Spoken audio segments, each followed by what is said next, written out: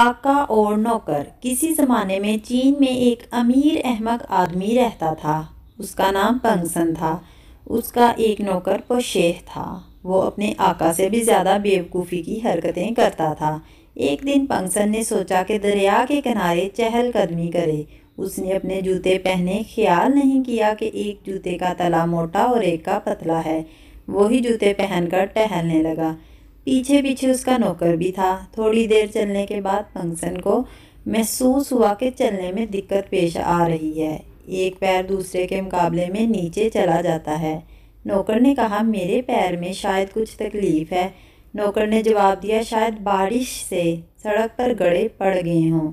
ایک آدمی ادھر سے گزر رہا تھا۔ اس نے ان کی بات سنی اور کہا، جناب، سڑک بالکل برابر اور چکنی ہے۔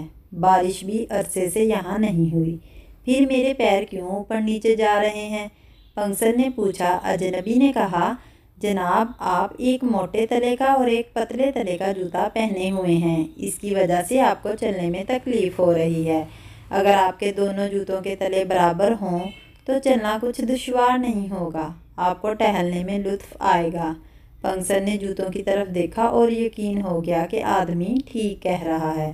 اس نے اپنے نوکر سے کہا، گھر جاؤ اور میرے لیے جوتوں کا دوسرا جوڑا لے کر آؤ۔ نوکر گھر پہنچا۔ اس نے دوسرا جوڑا دیکھا تو وہ ایک جیسا نہیں تھا۔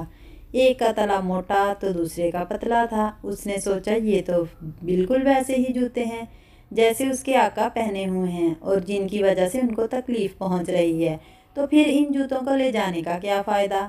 وہ خالی ہاتھ واپس آ گیا۔ پنگسن نے اسے دیکھا تو پوچھا، میرے دوسرے جوتے کہاں ہیں؟ نوکر نے جواب دیا، میرے آقا آپ نے جوتے لانے کا کہا تھا۔ میں نے ان جوتوں کو غور سے دیکھا تو پتہ چلا کہ وہ بھی بالکل ویسا ہی جوڑا ہے، ایک کا تلا پتلا اور ایک کا موٹا ہے، اس لیے میں نہیں لایا۔ میں خوش قسمت ہوں کہ مجھے تم جیسا عقل مند اور نوکر ملا ہے، آج شاید قسمت میں تکلیف ہی لکھی تھی۔